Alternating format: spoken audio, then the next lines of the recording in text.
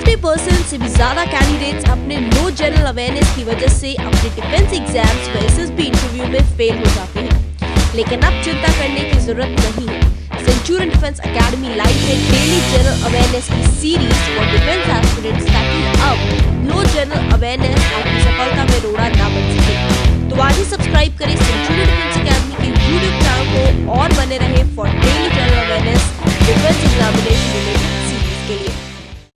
जय Hind to all defence aspirant. मैं आप सभी का स्वागत करती हूं अपने इस शो में जिसका नाम है the general awareness for defence aspirant. इसमें आज हम लोग बात करने जा रहे हैं इंडियन आर्मी की न्यू कॉम्बैट यूनिफॉर्म के बारे में। ये वीडियो बहुत इंटरेस्टिंग होने वाला है। इसमें आगे हम लोग डिस्कस करेंगे कि ये क्यों चेंज हुई, क्या बेनिफिट्स थे और क्यों पुरानी यूनिफॉर्म से नई यूनिफॉर्म की तरफ हम क्यों स्विच हुए और किसने इसको डिज़ाइन किया। और भी ऐसी बातें और जानकारी के लिए हम लोग आगे इसमें डिस्कस करेंगे। तो आप लास्ट तक इस वीडियो में बने रहिएगा। तो लेट्स स्टार्ट। अब आगे के लिए हम स्टार्ट करते हैं। तो हम लोग देखते हैं कि अभी हाल ही के दिनों में 15 जनवरी को आर्मी डे सेलिब्रेट किया गया था। आर्मी डे क्यों सेलिब्रेट किया जाता है पहले तो हमें ये पता होना चाहिए। सन 1949 से ये डे सेलिब्रेट हो रहा है और ये जनरल के.एम. करियप्पा थे, ये फर्स्ट कमांडर एंड चीफ बनाए गए थे। इसी उपलक्ष्य में ये दिन हमेशा 15 जनवरी को सेलिब्रेट किया जाता है। तो आगे हम लोग इसमें देखेंगे कि ये पुरानी यूनिफॉर्म और अब क्यों इसकी ज़रूरत पड़ी, मतलब क्या इशू रहा होगा जो अभी नई यूनिफॉर्म आई। तो ये सन 2020 से ही बात चल रही थी।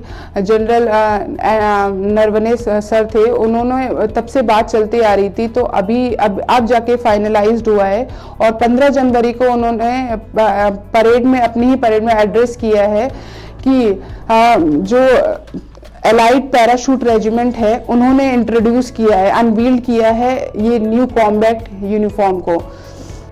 तो हम लोग बात करने जा रहे हैं इंडियन आर्मी की न्यू कॉम्बैट यूनिफॉर्म के बारे में। तो जो ओल्ड यूनिफॉर्म थे उसमें क्या दिक्कतें थी जो हम लोग को नई यूनिफॉर्म लानी पड़ी।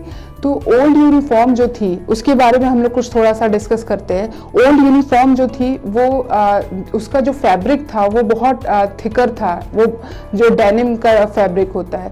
तो इसीलिए अब जो इंट्रोड्यूस किया है वो लाइटर फैब्रिक यूज़ किया गया है। और इसी तरह से जो ऑलिव ग्रीन कलर है विद अर्थन शेड वो अभी भी है, बट उसमें अब क्या चेंज किया गया है, उसमें हम लोगों ने डिजिटल पैटर्न किया है। डिजिटल पैटर्न करना यही इसकी सबसे बड़ी खासियत है और मैं कहती हूँ ये सबसे बहुत ही अच्छा कदम भी है क्योंकि आप डिजिटल पैटर्न किया है। डिजिटल पैटर्न मतलब QR कोड, एक स्कैनर कोड होगा, एक बार कोड होगा। जिस तरह से कि आपने गूगल पे चलाया होगा, पेटीएम चलाया होगा, तो आप सभी के पास अपना अपना QR कोड होता है और आपके अकाउंट से कोई व्यक्ति कोई पैसे या आपके कुछ अकाउंट से कुछ एक्सेस नहीं कर सकता। ठीक वैसे ही हमारे इंडियन आर्मी के साथ भी है। यूनिफॉर्म में बार कोड लगाने का मतलब है कि दूसरे के लिए एक्सेसिबल नहीं है, मतलब जिसको अलॉट हुआ है उसी के लिए एक्सेसिबल है। तो इसकी कॉन्फिडेंशियलिटी बढ़ जाती है क्योंकि ये होना बहुत ज़रूरी था। और पहले से हम देखते आ रहे हैं कि क्या होता है कि मार्केट में बहुत अभी जो यूनिफॉर्म है बहुत एक्सेसिबल, बहुत इजीली मिल जाती है, जिसका समटाइम्स मिसयूज भी होता है। तो इस चीज़ इन सभी बातों को ध्यान में रख के इसकी कॉन्फिडेंशियलिटी बनी रहे हमेशा। तो इसीलिए इन लोगों ने जो है बार कोड और डिजिटल इसको कैमोफ्लेज जो है वो इसको डिजिटल कर दिया गया है। और जो सेकंड इसका जो मोस्ट इम्पॉर्टेंट फीचर है वो है ऑपरेशनल कंडीशन के लिए। जो हमारी यूनिफॉर्म तैयार की गई है वो इस चीज़ को भी ध्यान में रखी गई है क्योंकि हमारे सोल्जर्स जो हैं वो कश्मीर से लेके कन्याकुमारी तक अपना काम करते हैं। तो कश्मीर के पहाड़ों से लेके नॉर्थ ईस्ट के पहाड़ों तक और फिर समटाइम्स हमें गुजरात में भी जाना पड़ता है, वहाँ पठारी रीजन होता है, वहाँ पे डेजर्ट एरिया होता है, वहाँ भी उन लोग को मैनेज करना होता है।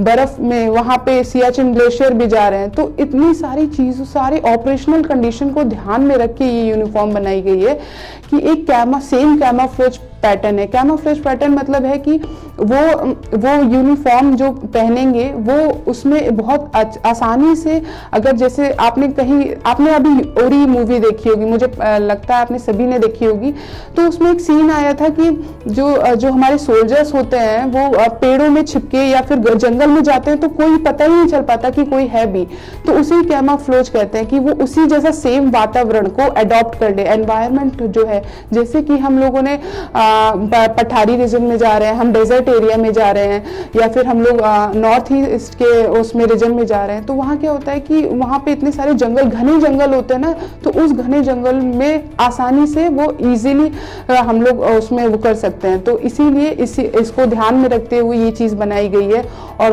मेरे ख्याल से ये बहुत इम्पोर्टेंट भी था जो इन लोगों ने इसको आगे किया है। और थर्ड वन है इसकी फैब्रिक। इनका फैब्रिक जो था, मैंने आपको बताया पहले कि जो फैब्रिक था वो बहुत थिकर था।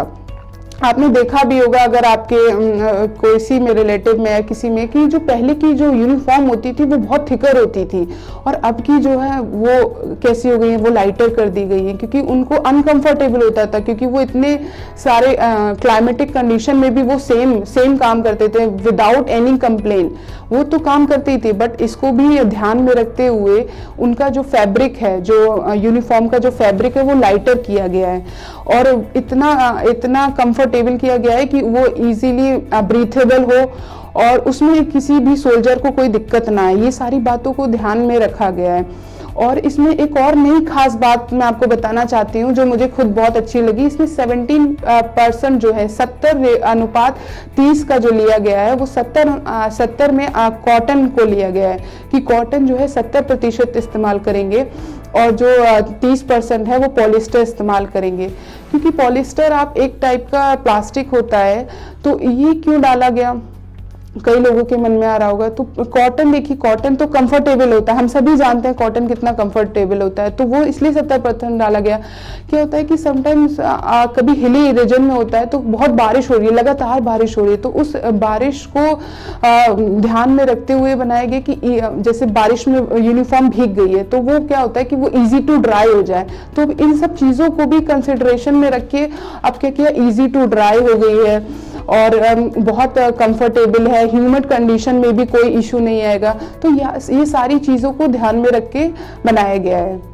तो अब हम लोग बात करते हैं कॉम्बैक्ट की जो है उसका कंपोनेंट्स और स्टाइल ऑफ यूनिफॉर्म। तो अब क्या खास कर दिया गया है, तो आपने जैसा कि देखा होगा कि बहुत विजिबली होगा जो हमारी अभी की यूनिफॉर्म है वो विदाउट टक है। पहले क्या था कि जो शर्ट थी वो टक इन करके पहनी जाती थी और उसके ऊपर बेल्ट लगाई। अभी क्या हो रहा है कि अभी विदाउट टक है, अभी टी शर्ट है उसके ऊपर शर्ट है, और इसमें और भी अच्छे से करने के लिए बहुत सारे मतलब पॉकेट्स भी दिए गए हैं, पेन होल्डर भी दिया गया है, नाइफ के लिए भी मतलब सारी जो कितने माइन्यूट सी चीज़ें जो शायद एक फौजी को चाहिए, वो सारी चीज़ें ध्यान में रखी गई हैं। कैप जो है वो भी बहुत एडजस्टेबल है, ट्राउज़र भी एडजस्टेबल है, और क्वालिटी जो है वो भी बहुत अच्छी दी गई है इस बार कि मतलब। और जो लोगो है आर्मी का, क्या होता था कि हम लोग दूर से कहीं से देख रहा है तो लोगो इतना विजिबल नहीं हो पाता था, तो उस पर भी काम किया गया है। तो जो लोगो है वो भी बहुत विजिबल, बहुत क्लियरली देख पाते हैं हम लोग अभी जो बनाया गया है इस बार। और ये एक सबसे बड़ी खास बात जो कि बहुत इंपॉर्टेंट है, फॉर द फर्स्ट टाइम क्या हुआ है कि जो मॉडिफाइड वर्जन ऑफ यूनिफॉर्म है वो डेवलप की गई है स्पेसिफिक लेडी ऑफिसर्स और ट्रूप्स को भी ध्यान में रखते हुए।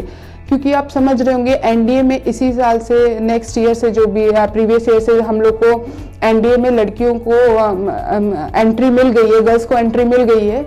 तो इन सब चीज़ों को आगे भी ध्यान रखते हुए इन लोगों ने जो यूनिफॉर्म बनाई है वो लेडी ऑफिसर्स को भी और ट्रूप्स ऑफ द आर्मी को भी ध्यान में रखते हुए बनाई है। तो हम बात करेंगे कि किसने डिज़ाइन किया। तो national institute of fashion technology ने डिज़ाइन किया, जिसे हम शॉर्ट में निफ्ट बोलते हैं, और जिसका हेडक्वार्टर है दिल्ली में। और इन्हीं के साथ में जो हमारी जो यूनिफॉर्म है, न्यू कॉम्बैक्ट यूनिफॉर्म, इसको डिज़ाइन करा गया है।